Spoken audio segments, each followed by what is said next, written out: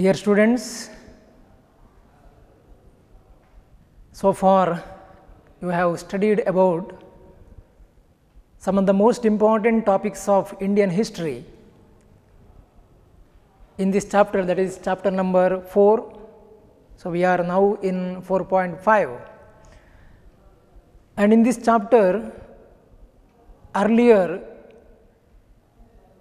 you have studied about the Vedic culture, you have studied about the rise of Jainism, rise of Buddhism, the new religions. You have studied about some of the important aspects of Indian history, including the history of the Mauryas, the Kushanas, and now today we are going to discuss about the famous dynasty of India, the dynasty which united almost all parts of India. The rulers of this dynasty, they conquered almost all parts of India and they gave political stability after the Mauryas.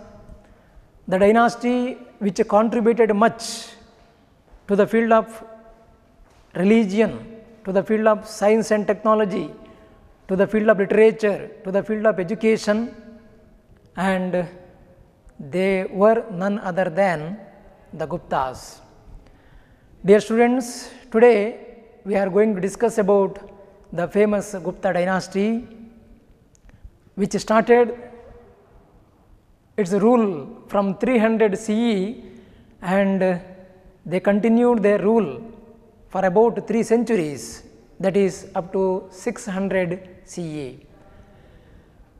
Dear students, Guptas came to political prominence in and around 300 CE, but before the advent of the Guptas, before the emergence of the Guptas, many small principalities existed in North India, including the Vakatakas, the Nagas, the Maukaris, and apart from these small principalities, there were many republican states like Lichavis, Yaudheyas, Malwas, etc. But the fact was that these small kingdoms, principalities, they indulged in mutual warfare, and because of that they never became empire builders, and this gave an opportunity for the Guptas to emerge as the most powerful rulers of India. The Guptas, as I said you now, they emerged as a strong state around 300 CE. They achieved political unity after the Mauryas.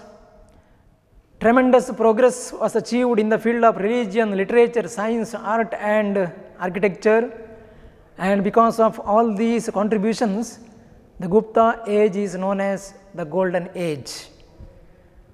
The matter of the topic of Golden Age is a matter of great discussion. We will discuss it later, but today in this class we are going to discuss about 2 important rulers of the Gupta dynasty and the early rulers of the Gupta dynasty and their political achievements. So, the first important issue which we have to discuss is that of the sources. Students, you know very well that in history what is most important is the sources.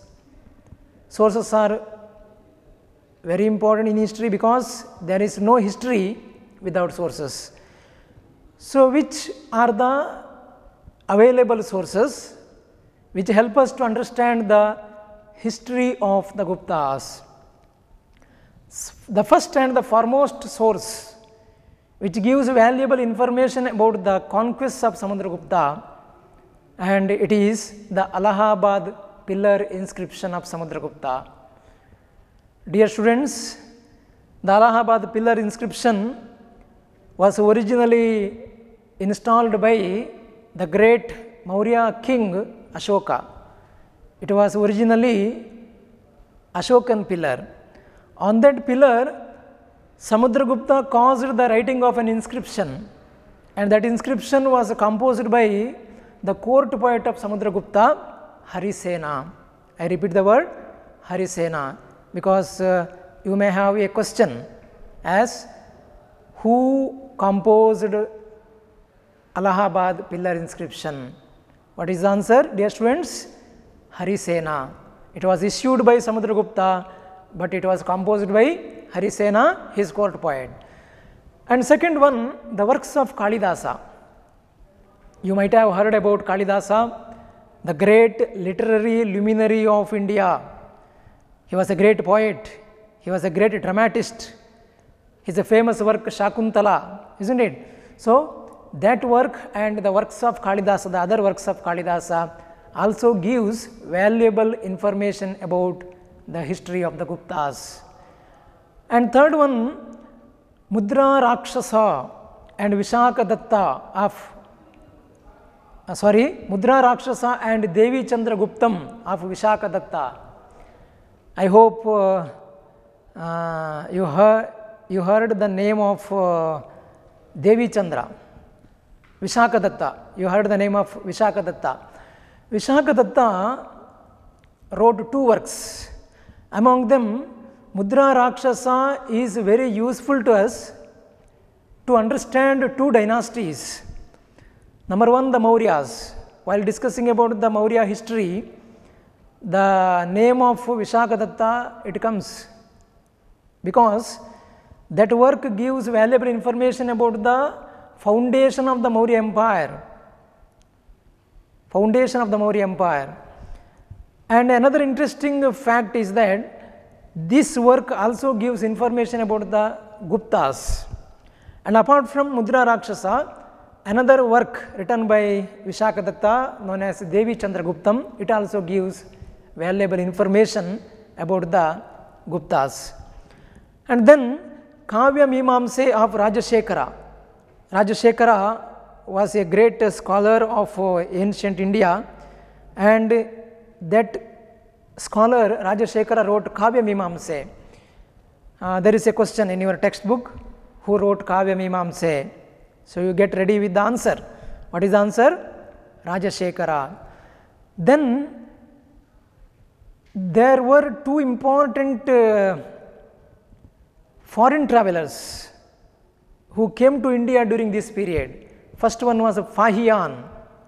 Remember, Fahian was from China. He came to India as a student to study Buddhism. But however, his work Go Ko Ki, I repeat, Go Ko Ki gives valuable information about the history of the Guptas, especially the period of Chandragupta II, the Gupta ruler. And with him another important traveler called Itsing. He came to India, and his works also gives valuable information about the history of the Guptas. So I have mentioned only important sources. There are many other sources which gives valuable information about the Guptas, dear students. For example, there are many monuments, many temples were constructed by them, many statues were carved by them, they issued many gold coins. All of them, they give valuable information about the history of the Guptas. Dear students, this is the picture of Allahabad pillar inscription which I have mentioned just now. The inscription composed by Harisena and issued by Samudragupta. And next we are going to discuss about the early rulers of Gupta dynasty. The first and the founder of the Gupta dynasty was Sri Gupta. You may have a question as who was the founder of the Gupta dynasty. So what is the answer, dear students? Sri Gupta. Sri Gupta was the founder of the Gupta dynasty. After him, Ghatotkacha Gupta came to power. We do not know much about Ghatotkacha Gupta, but his name is mentioned. And then the next ruler of the dynasty was famous, and he was Chandragupta the first. Chandragupta the first. Dear students, don't be confused. Here we get the name of Chandragupta the first. Remember, you have studied about one more Chandragupta. Who was he? He was the founder of the Maurya dynasty and his name was Chandragupta Maurya. Remember, Chandragupta Maurya was the founder of the Maurya dynasty. Chandragupta the first was the important ruler of the Gupta dynasty. Okay. So, Chandragupta the first came to power in the year 320 CE and he ruled up to 335 CE. For 15 years he ruled Gupta Empire. What is special about this king was, with his accession to the throne, the famous Gupta era started. You might have heard about many eras which calculates the period. For example, you know about Christian era which we are following now. You know about Hijra era which you have studied in your first year.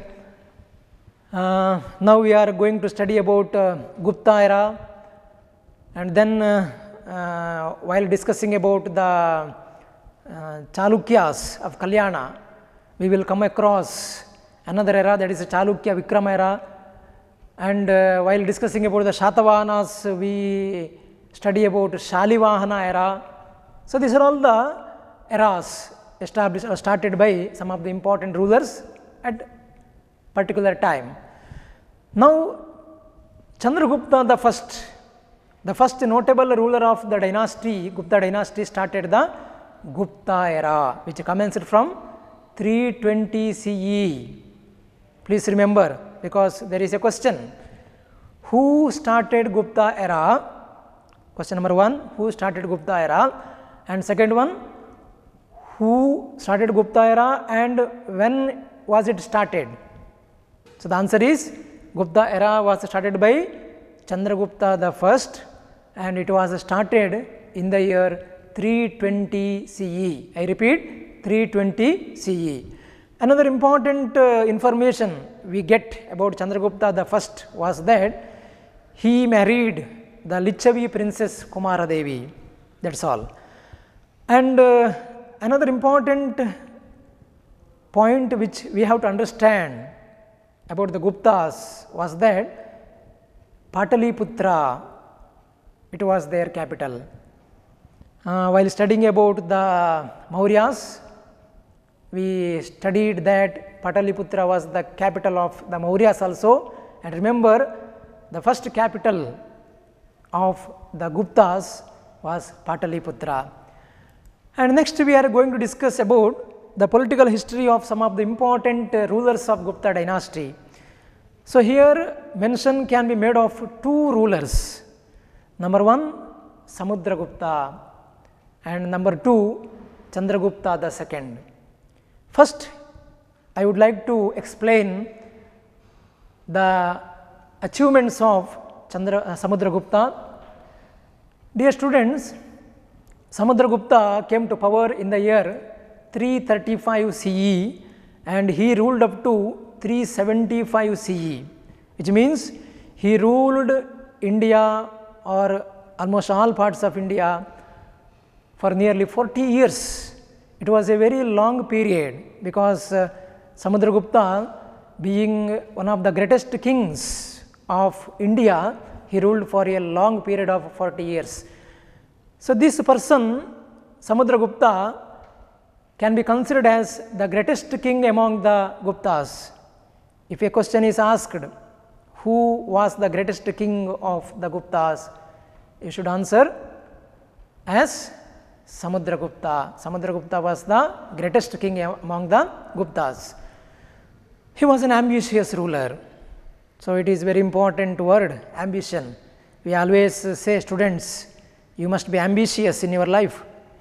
You have to be positive. You have to think positive and you have to achieve so many things in your life. So that is ambition. So Samudragupta was such a king that he wanted to expand the boundary of his empire in all directions. Up to Samudragupta, the Gupta dynasty was limited to certain areas. But during the period of Samudragupta, he was an ambitious ruler who wanted to expand the boundary in all directions, and he wanted to become a Chakravarti. He wanted to become a Chakravarti. Chakravarti position, that was his ambition. So what he did? So Allahabad pillar inscription gives valuable information about the conquests of Samudragupta.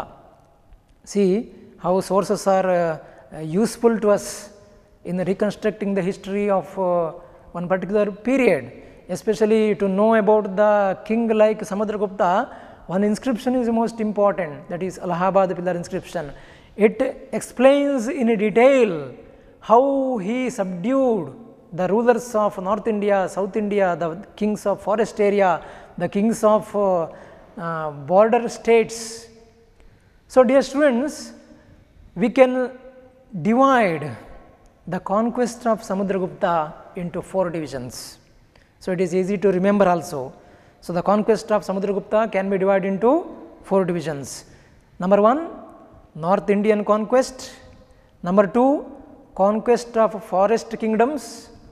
Number 3, South Indian campaign. And number 4, conquest of border states.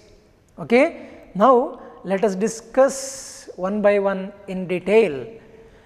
Dear students, the North Indian conquest or campaign of Samudragupta was limited to Aryavarta.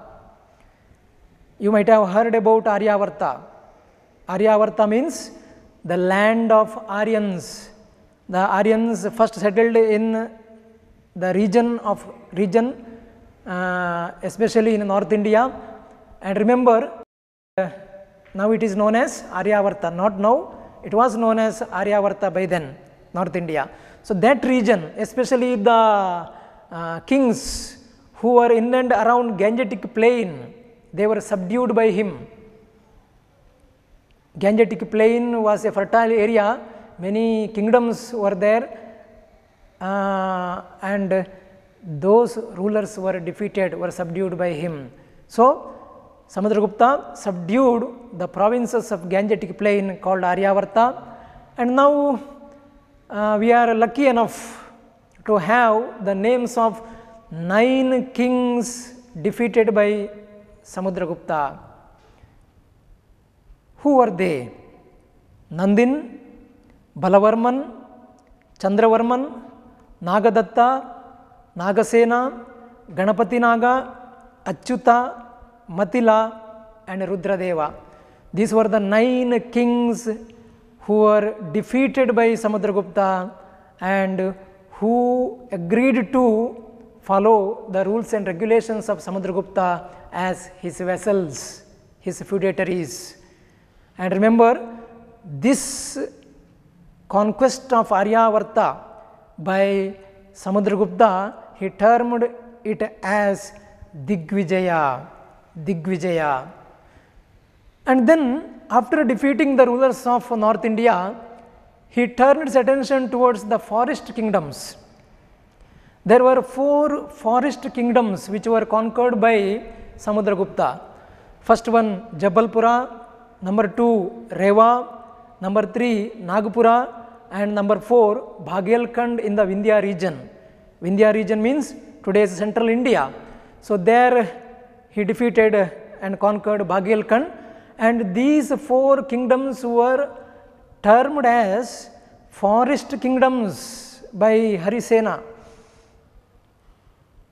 So which were the 4 forest kingdoms conquered by Samudragupta? Jabalpura, Rewa, Nagpura, Bhagelkhanda in the Vindhya region of central India. So this is the second part. So next we are going to discuss about the South Indian campaign. South Indian campaign. So his army travelled for about 3000 miles. 3000 miles, remember, it was not an easy task. So he came along 3000 miles to conquer South India, and he was successful. And according to Allahabad pillar inscription, he defeated 12 kings. He defeated 12 kings, and he called this conquest as Dharma Vijaya. Remember, his North Indian conquest was called by him as Digvijaya, while his South Indian conquest was called as Dharma Vijaya. What is the difference? So, this was called Dharma Vijaya because even after defeating these rulers, he reinstated those rulers in their respective position. That is important. He reinstated them in their respective position. He made them as his vassals. Administration was carried on by these local rulers, these feudatories, but what is important is they had to pay tribute to the imperial ruler, and that was the system. But however, he called this as Dharma Vijaya. North Indian conquest, he called it as Digvijaya. South Indian conquest, he called as Dharma Vijaya. Now, let us know who were the 12 kings defeated by Samudragupta and which was their kingdom. So, we are fortunate enough because we are fortunate enough to have the names of the kings, the names of the kingdoms, and let us know who were the important rulers defeated by Samudragupta in South India. They were number 1, Mahendra of Kosala, Vyagra Raja of Mahakanthara, Mantaraja of Kaurala, Mahendra of Pistapura, Swamidatta of Kottura, Damana of Yerandapalli, Vishnugopa of Kanchi, Hastivarman of Vengi, Neelaraja of Avamukta, Ugrasena of Palakkad, Kubera of Devastra, Dhananjaya of Kustalapura. So, these were the 12 kings subdued completely by Samudragupta, but however, please remember, he reinstated them in their respective position, and that is why he called it as Dharma Vijaya. So, these were the 12 kings defeated by Samudragupta in his South Indian expedition. So, the next conquest of Samudragupta was termed as the conquest of border states. Border states, you know, the border states, border countries of India, for example, China, Nepal, Pakistan, these were the border countries of India. So, likewise, the border states of the kingdom of Samudragupta were defeated and captured by Samudragupta, and which were the border states? Number 1, Kamarupa in Assam. Number 2, Samatata in Bengal. Number 3, Kartripura in Punjab. And number 4, Rohilkhand in northwest UP. These were the 4 important border states conquered by Samudragupta. Remember, with this he became Chakravarti, an emperor. Samudragupta became an emperor. And remember, he performed Ashwamedha sacrifice. We have to know the personality of Samudragupta. He performed Ashwamedha sacrifice. I need not explain you what is Ashwamedha. I hope you are all watching Ramayana or Mahabharata in TV serials. And you know, in Mahabharata, Dharmaraya performed Ashwamedha sacrifice with the help of Arjuna, isn't it? And in Ramayana, Sri Ramachandra performed Ashwamedha. And remember, Shatrughna went with the horse and they fought with the sons of Sri Ramachandra, Lava, Kusha. These are all the stories of Ramayana. So, there comes Ashwamedha. So, it is important here that the ruler like Samudragupta performed Ashwamedha, and we have clear evidence to that, because the inscriptions mention the Ashwamedha sacrifice of Samudragupta. The coins issued by Samudragupta bear the picture of horse on that.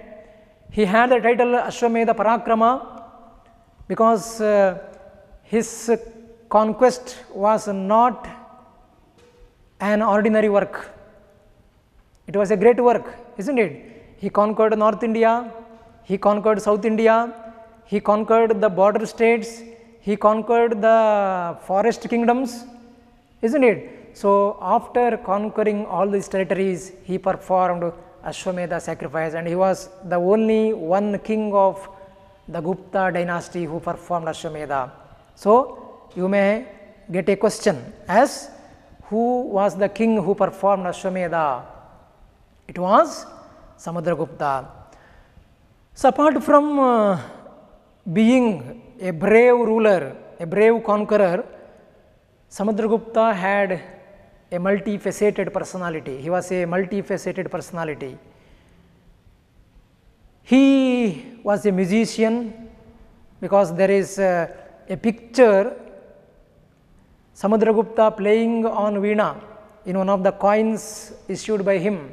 So, he was a musician, he was a poet, he had a title Kaviraja. So, he was a poet. And number 3, he was a great scholar. He gave patronage to many scholars. He issued 8 types of gold coins. 8 types of gold coins were issued by him, and totally by all these virtues we can consider Samudragupta as the greatest king among the Guptas. So, a question may be asked, who was the greatest king among the Guptas? So, who was the greatest king among the Guptas? Samudragupta. Why? We have to explain, because we have one 5 marks question about the achievements of Samudragupta. Then you have to write the introductory part, you have to explain the conquests of Samudragupta, which we have divided into 4 divisions, you remember it, and then you have to write the personality of Samudragupta, his title Kaviraja, then Ashwamedha Parakrama, then his performance of Ashwamedha Yaga or Ashwamedha sacrifice, or issuing of gold coins by him, his personality as a musician, poet, scholar and patron of literature. So, you have to write all these points. So, this is about the greatest king among the Guptas, none other than Samudragupta. Dear students, next we are going to discuss about the successor of Samudragupta. The successor of Samudragupta was Chandragupta II. Once again, do not get confused, because with this so far we have mentioned about 3 Chandraguptas, right. Number 1, Chandragupta Maurya, the founder of the Maurya dynasty, and in this topic we have discussed about 2 Chandraguptas, remember. Number 1, Chandragupta the first, who was responsible for the beginning of the Gupta era, and now we are going to discuss about another Chandragupta. So, we call him as Chandragupta the second, who was the successor of Samudragupta, and he was also a great ruler in many respects. Chandragupta the II, he inherited a vast kingdom which was given to him by Samudragupta. So, he need not make many wars, but however, some of the kingdoms or some kings, they revolted against Chandragupta II. By then, he subdued them successfully. Who are they? Number 1, the Shaka ruler Rudrasena. He was the staunch enemy of Chandragupta II. He raised a voice of revolt against Chandragupta II, and Chandragupta II subdued him successfully, he defeated him successfully. With the tactic of war, the kings usually followed certain diplomatic techniques to expand the boundary and to be secure. So, here we get an example. Chandragupta II, one of the great kings of Gupta dynasty, he concluded matrimonial alliance with the leading families of the time. For example, he concluded a matrimonial alliance with the Nagas, he concluded a matrimonial alliance with the Vakatakas, so the two important principalities of North India. And then the most important point which you have to remember while discussing about Chandragupta II is his court was adorned with 9 great poets called Navaratnas. This is the most important thing. Okay?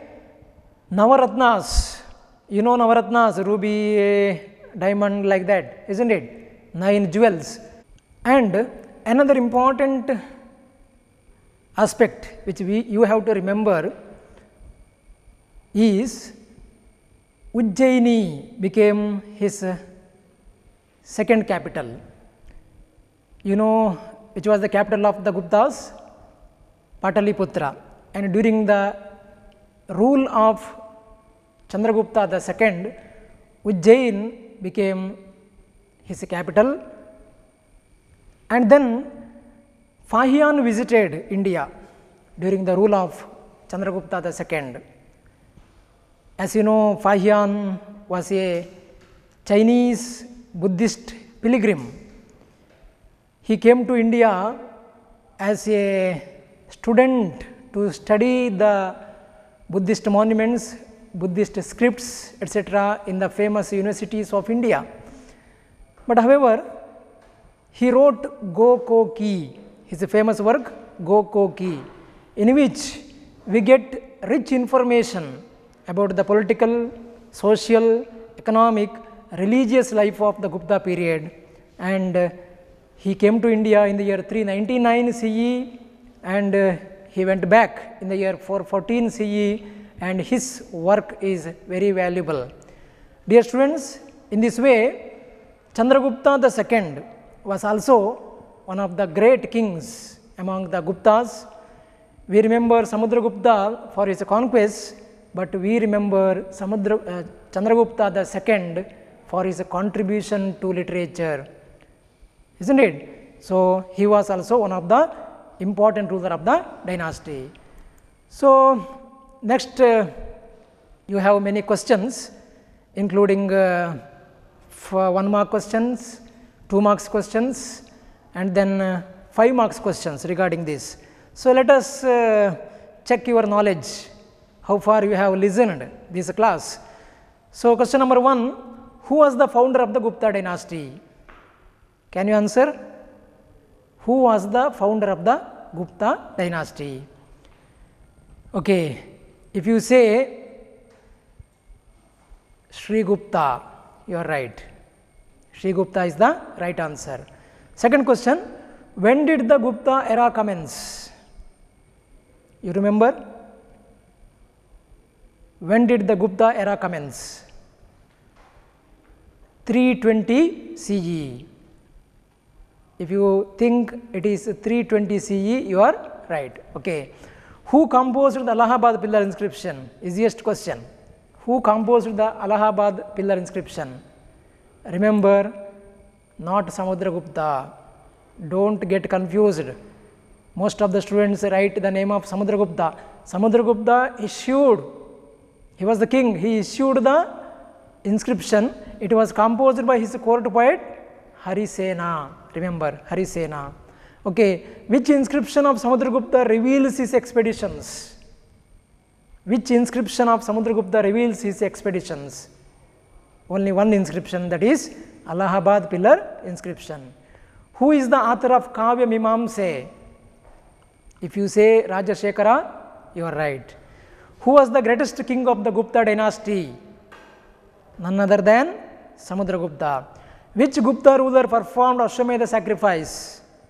Only one ruler performed Ashwamedha sacrifice among the Guptas, and he was Samudragupta. Then who had the title Kaviraja? Samudragupta.